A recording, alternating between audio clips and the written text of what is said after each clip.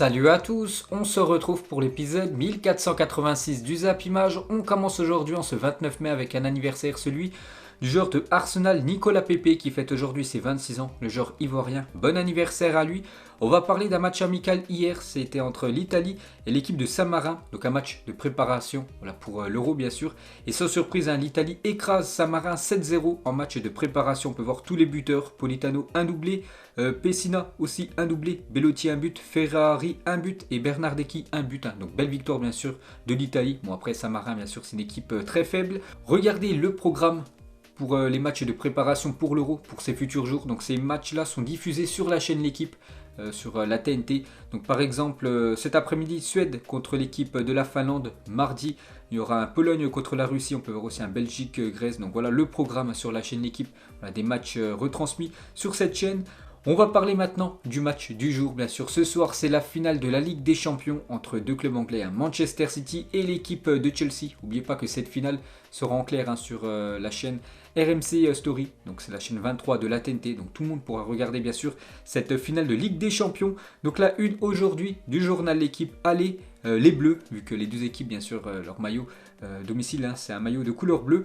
Donc le choc anglo-anglais entre les Sky Blues de Manchester City et les Blues de Chelsea sera marqué aussi par la confrontation entre deux ténors du banc en Europe, Pep Guardiola contre Thomas Tuchel, bien sûr, énorme choc ce soir. Donc tout d'abord on commence avec les compos probables pour ce match ce soir, pour cette finale de Ligue des Champions. Donc déjà côté Manchester City, donc ça devrait être quasiment l'équipe qui a joué les deux matchs contre le Paris Saint-Germain. Donc l'équipe type des Citizens ce soir avec du Ederson au but.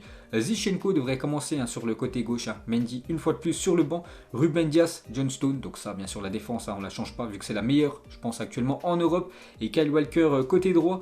En milieu de terrain, Gundogan, Rodri et Bernardo Silva, et en attaque Phil Foden côté gauche, Mahrez côté droit et Kevin De Bruyne dans l'axe. Donc ils vont encore jouer sans numéro 9 cette équipe de Manchester City, mais le danger bien sûr peut venir de partout. Et côté Chelsea ce soir, le 11 de départ normalement bien sûr, Edouard Mendy devrait commencer, le gardien sénégalais avec Rudiger, Thiago Silva, Reece James en défense, avec deux latéraux, voilà, soit ils joueront en 5 défenseurs, soit en 3 défenseurs avec Azpilicueta côté droit et Ben Chilwell côté gauche. N'Golo Kanté bien sûr titulaire ce soir, Jorginho aussi, Pulisic, Mason Mount et bien sûr Timo Werner en attaque. Donc voilà normalement le 11 de départ pour cette équipe de Chelsea. Donc Guardiola de retour au sommet de l'Europe, donc 3e finale de Ligue des Champions pour Pep Guardiola, 2 victoires pour lui avec bien sûr le FC Barcelone en 2009 et en 2011 à chaque fois contre l'équipe de Manchester United. Donc nouvelle finale pour lui de Ligue des Champions, et Thomas Tuchel les a tous fait tomber cette saison quand même. Donc 2 fois Guardiola, c'est vrai qu'il a joué 2 fois Guardiola cette saison. Donc déjà il y a quelques jours c'était en championnat, donc Chelsea s'est imposé, et aussi en demi-finale de FA Cup. Chelsea avait battu l'équipe de Manchester City, donc un petit ascendant psychologique quand même pour Chelsea contre City. Sinon 2 fois Diego Simone, Zidane, Klopp, Mourinho et Ancelotti. Donc un sacré tableau de chasse pour Thomas Tuchel. Donc quelques photos de l'avant-match ce soir. Donc déjà côté Chelsea, on peut voir les joueurs à l'entraînement du côté du stade du Dragon, ce stade de Porto, avec du Kanté, avec peut-être Hakim Ziyech qui pourrait peut-être être titulaire. Voilà, j'ai parlé de la compo probable, on ne l'a pas vu, mais bien sûr, c'est Thomas Tuchel qui donnera la compo officielle. On peut voir Mason Mount, on attend beaucoup du jeune anglais ce soir. Donc Pulisic, la même chose. Donc Thomas Tuchel, n'oubliez pas que ce soir, ça va être sa 2e finale d'affilée de Ligue des Champions. Et jamais c'est arrivé qu'un entraîneur dispute 2 finales de Ligue des Champions consécutives avec 2 clubs différents. Chose faite avec Thomas Tuchel, en espérant pour lui que ça se passe mieux que la saison dernière. Et côté Manchester City, quelques photos. Donc Kevin De Bruyne et Rodri, donc les deux seront certainement titulaires ce soir. Riyad Mahrez, on attend beaucoup de l'attaquant algérien qui avait tellement fait de mal à l'équipe du Paris Saint-Germain en demi-finale. Donc pour les grands fans de Riyad Mahrez, donc juste avant le match ce soir, donc RMC Sport diffusera donc ce soir à 18 h dans l'avant-match Champions Zone un documentaire consacré à Riyad Mahrez. Donc te souviens-tu quand je t'ai dit tu es un joueur de plage, pas un joueur professionnel, cette anecdote de son ancien président. Donc voilà les gars, pour ceux vraiment qui veulent voir ce documentaire, ça sera juste avant le match ce soir sur RMC.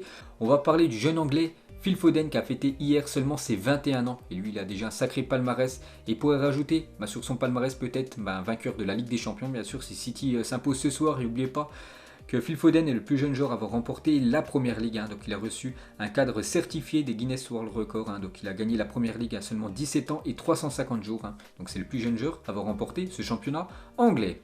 Ensuite, toujours avec ce match ce soir, donc quelques autres photos, donc deux joueurs portugais, donc Ruben Dias, beaucoup attendu ce soir, et aussi Cancelo, parce que c'est un retour pour eux au pays, vu que cette finale se dispute du côté de Porto, dans le stade du Dragon. Donc quelques photos de ce stade au Portugal. N'oubliez pas, il y aura 16 500 supporters ce soir, donc 6 000 pour Chelsea, 6 000 pour Manchester City, et le reste, ça sera les personnes invitées. Ça sera aussi le grand public, voilà, par exemple les fans portugais qui veulent aller voir cette finale ce soir. Et toujours sur ce match, donc une déclaration de Pep Guardiola, il a dit: je reste à Manchester City, j'en suis sûr. Quoi qu'il arrive ce soir, gagner ou perdre, la finale ne changera pas mon avenir. Donc il était en conférence de presse hier. Et voilà, qui gagne ce soir ou qui perd, ça sera la même chose. Il restera au moins une saison supplémentaire du côté de l'Angleterre. Pep Guardiola. Et on va parler aussi de la dernière, de Sergio Agüero. Donc en 2014, il avait dit: je resterai jusqu'à ce que nous gagnions la Ligue des Champions. Donc c'est peut-être ce soir, bien sûr, vu que Kun Agüero est pressenti pour signer dans une équipe en Espagne, le FC Barcelone. Et Agüero a signé un pré-contrat avec Barcelone qu'il rejoindra après la finale de la Ligue des Champions. Donc ça pourrait être officiel juste à la fin du match, bien sûr. Kun Agüero, nouveau joueur des Blaugrana.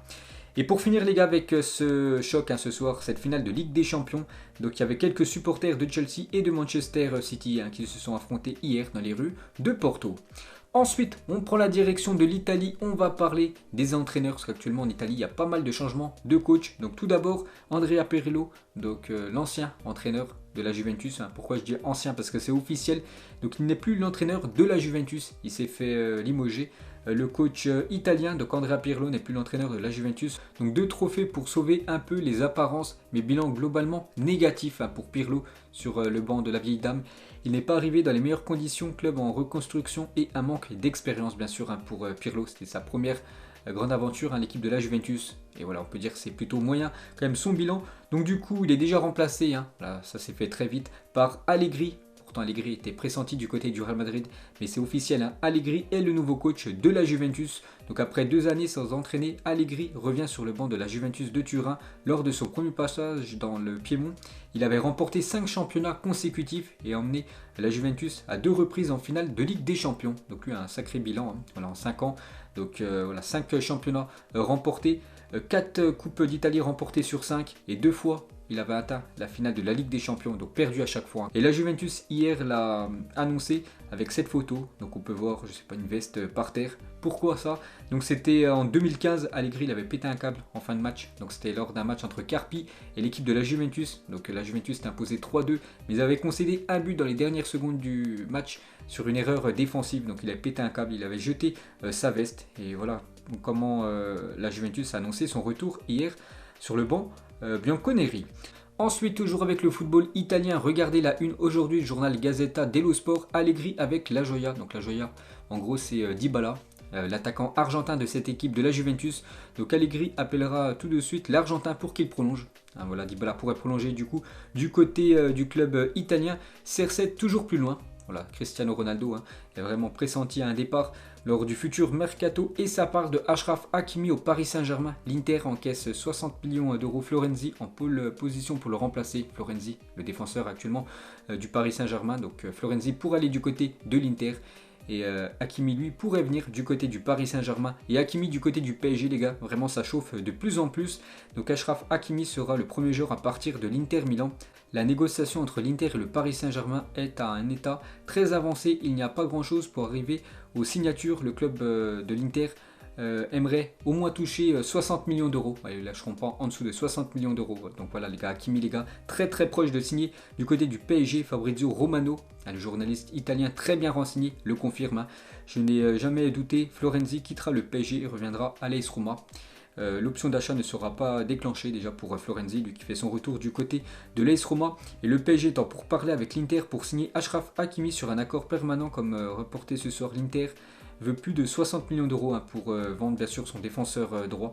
Et pour revenir sur Florenzi, donc j'ai dit, Florenzi lui pourrait retourner du côté de l'AS Roma, mais être soit vendu ou prêté directement à l'équipe de l'Inter Milan. Et toujours avec l'Inter Milan, on va parler du jeune Bastoni, et c'est officiel, prolonge avec l'Inter Milan jusqu'en juin 2024. Ensuite, on va parler d'un transfert officiel, lui aussi j'en parlais depuis pas mal de temps. Cette fois-ci, c'est bien officiel. Le joueur autrichien David Alaba est un nouveau joueur du Real Madrid. Contrat de 3 ans et un salaire d'environ 12 millions d'euros par an pour l'ancien joueur, maintenant bien sûr, de l'équipe du Bayern Munich. Donc Toni Kroos va retrouver son copain David Alaba. Voilà, deux anciens joueurs de l'équipe du Bayern, maintenant deux joueurs de l'équipe du Real Madrid. Donc David Alaba, il a dit: je quitte un club spécial pour un autre club spécial. Je suis vraiment heureux et honoré de rejoindre le Real Madrid. Après tant d'années à Munich, je ferai face à un nouveau défi et je ferai de mon mieux pour continuer à écrire l'histoire spéciale de ce club. Et il a aussi dit: j'ai hâte de jouer mon premier match avec ce maillot blanc emblématique devant tous les fans de Madrid. Je suis sûr que ce voyage sera couronné de succès. Vamos. Donc voilà, première déclaration du joueur autrichien. Et bien sûr, il fait les unes des journaux sportifs espagnols, donc la une de journal Marca. Alaba, la première pierre du nouveau Madrid, le polyvalent défenseur autrichien de 28 ans, latéral, défenseur central ou même milieu de terrain, arrive en tant que joueur libre. Il s'engage avec le Real Madrid jusqu'en 2026. Sa présentation aura lieu après l'Euro, vu qu'il va disputer l'Euro avec l'Autriche. Et la une du journal AS, Alaba, première recrue. On peut voir une photo de lui avec tous les trophées. Regardez tout ce qu'il a remporté quand même, Alaba, du côté du Bayern Munich. C'est énorme, son palmarès.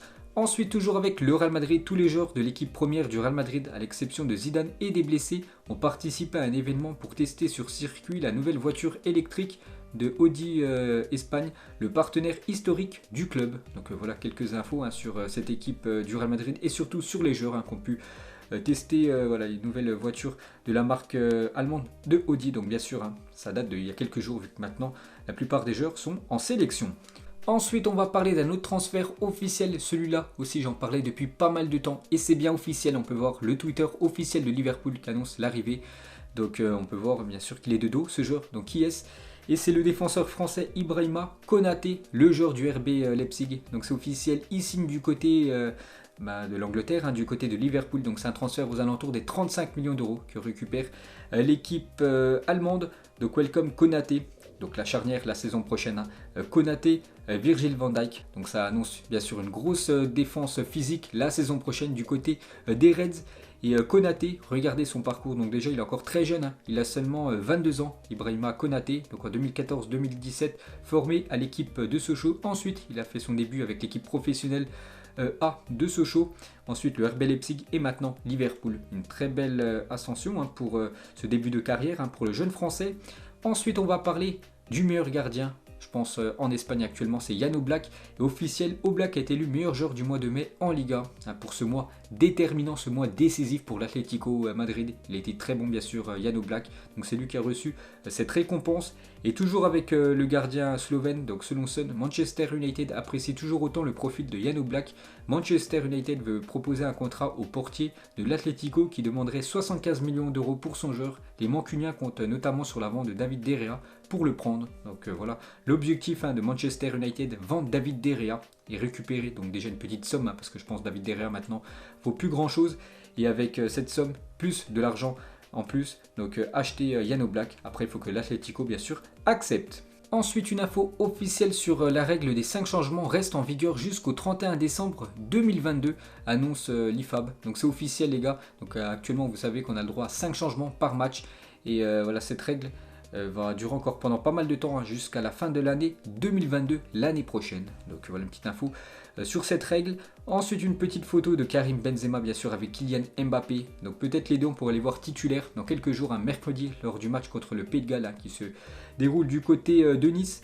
Et une déclaration d'un joueur français, Kingsley Coman, lui aussi on attend beaucoup de lui lors de l'Euro. Il a dit: on a la meilleure attaque d'Europe et du monde, on a des superbes joueurs et on aura beaucoup de plaisir à jouer avec tous les joueurs présents dans cette liste. C'est faisable à 4 attaquants, c'est le coach qui saura le mieux quel nombre d'attaquants mettre. Bon après il ne faut pas non plus que ça soit une équipe trop offensive, après tout dépend de l'adversaire bien sûr. C'est vrai que l'attaque de l'équipe de France c'est tout simplement la meilleure attaque au monde. Ensuite, on va parler de Hannibal Mejbri, est convoqué pour les matchs amicaux de la Tunisie. Donc hier, on avait parlé de ce joueur qui avait le choix entre soit la sélection française, soit la sélection tunisienne. Donc il avait préféré jouer avec la Tunisie. Pourtant, il avait déjà joué avec l'équipe de France U19.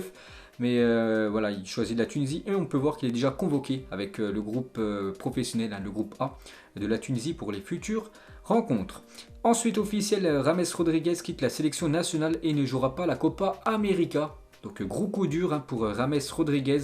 N'oubliez pas quand même que cette Copa América se joue en Argentine et aussi en Colombie. Donc pas de Rames Rodriguez dans cette équipe colombienne. Pourquoi? Donc Rames Rodriguez tout d'abord a publié un communiqué de presse exprimant sa déception et sa tristesse de ne pas avoir été appelé par la Colombie pour les éliminatoires de la Coupe du Monde et la Copa América.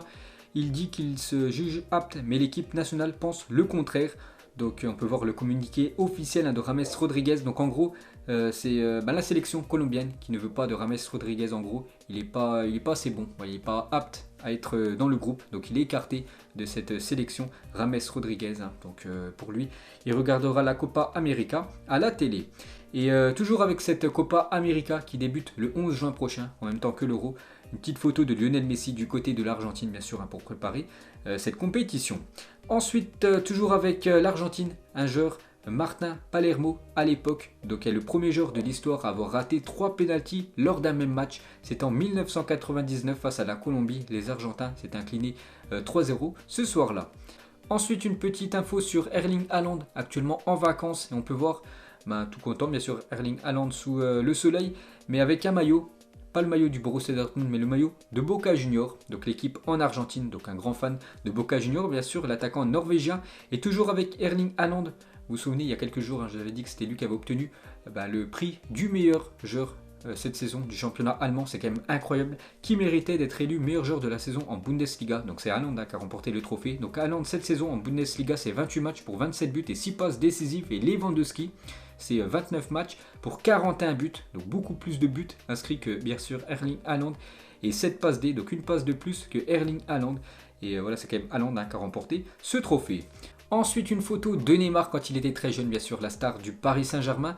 Et un journaliste a posé une question à Neymar: avec quel joueur voudrais-tu jouer au PSG? Donc Neymar, il a dit un joueur avec qui j'aimerais jouer, évidemment Messi, parce que c'est le numéro 1, le plus grand de tous. Donc voilà, Neymar aimerait voir Messi atterrir du côté du Paris Saint-Germain. Donc d'après les dernières infos, Messi devrait prolonger l'aventure du côté du FC Barcelone. Mais on sait que dans le foot, tout peut se faire. Donc voilà les gars, cette petite déclaration de Neymar. Et toujours avec Neymar, vous savez qu'il a quitté l'équipementier Nike pour rejoindre l'équipementier Puma. Et Nike déclare à la AFP avoir rompu son partenariat avec Neymar car il a refusé de coopérer à une enquête interne après qu'une employée l'a accusé de l'avoir agressé sexuellement. Nike précise également que l'enquête réalisée n'a finalement pas été concluante. Donc le père de Neymar a réagi sur les accusations de Nike. C'est très étrange, tous ceux qui quittent Nike sont accusés ainsi. C'est arrivé à Cristiano Ronaldo et à Kobe Bryant. Maintenant Neymar est accusé à tort. Si Nike veut faire du chantage, alors on va s'attaquer à Nike. Donc voilà les dernières infos sur Neymar et son ancien équipementier Nike. Ensuite, on va parler de la journée de demain. 2 matchs très importants sur le territoire français. Tout d'abord, le barrage retour pour la Ligue 1, donc Nantes contre l'équipe de Toulouse, et aussi un match de première division féminine entre Lyon et le Paris Saint-Germain. Regardez le classement actuel. Donc en tout, il y a 22 journées. Donc actuellement, les 2 premières équipes, le PSG et Lyon, sont à 20 matchs. Donc il ne reste plus que 2 matchs. Et surtout, le match de demain, on peut dire c'est une finale. Donc le Paris Saint-Germain a toujours un point d'avance sur les Lyonnaises. Donc si le PSG demain s'impose du côté de Lyon, donc le Paris Saint-Germain féminin sera sacré champion de France. Ensuite, on va parler de Mohamed Sibi, joueur du Racing Club de Strasbourg, est revenu à son quartier pour les vacances et pas les mains vides. Donc lui, il est originaire de la Seine-Saint-Denis dans le 93, dans la banlieue parisienne. Il a fait plaisir à ses copains, il leur a offert à tous un maillot, bien sûr, de son équipe actuelle, l'équipe de Strasbourg. Ensuite, une déclaration de Juan Laporta, le président du FC Barcelone. Nous travaillons dur, la semaine prochaine nous annoncerons 2 nouvelles recrues à l'équipe. Donc tout d'abord, je pense déjà Kun Agüero, bien sûr, et une autre recrue que pourrait être annoncée du côté du FC Barcelone la semaine prochaine. Donc affaire à suivre. Ensuite, voici Skillzy, la mascotte officielle pour l'Euro 2020, un personnage inspiré de la culture du freestyle et du pana. Donc voilà, la mascotte officielle pour cet Euro qui débute très prochainement. Ensuite, le Japon en qualification du mondial 2022, donc dans la zone Asie, donc 6 matchs, donc tout d'abord 6 victoires, 37 buts marqués, 0 but encaissé par le Japon. Donc les Japonais ont remporté leurs 2 derniers matchs, 10-0 et 14-0. Donc bien sûr, le Japon sera certainement au Qatar l'année prochaine. Ensuite, une déclaration de Platini: aujourd'hui le football protège les joueurs comme Mbappé, Messi ou Ronaldo, ils sont rarement blessés par les autres joueurs. De mon temps, j'en ai connu des mecs rapides, ils couraient vite une fois et après, on les retrouvait à l'hôpital. Donc voilà une déclaration de l'ancien président de l'UEFA. Et pour finir ce Zap Image, on termine bien évidemment avec la finale de la Ligue des Champions qui se déroule ce soir. Donc c'est simple, mettez-moi un prono en commentaire donc sur le Twitter officiel de l'UEFA Ligue des Champions. On pouvait voter, on peut voir qu'il y a plus de 64 000 votants et 53% des votants ont voté quand même pour Manchester City, vainqueur ce soir. Donc c'est quasiment quand même du kiff-kiff. Hein. Donc pour vous, qui va remporter cette finale de Ligue des Champions? Donc moi je partirais comme sur la première victoire de son histoire pour Manchester en Ligue des Champions. Donc je vais partir sur une victoire 2-1 des Citizens ce soir contre les Blues de Chelsea. Donc voilà les gars, la fin de ce Zap Image 1486. Donc si ça vous a plu, un petit like et on se retrouve demain pour le prochain épisode. Ciao à tous.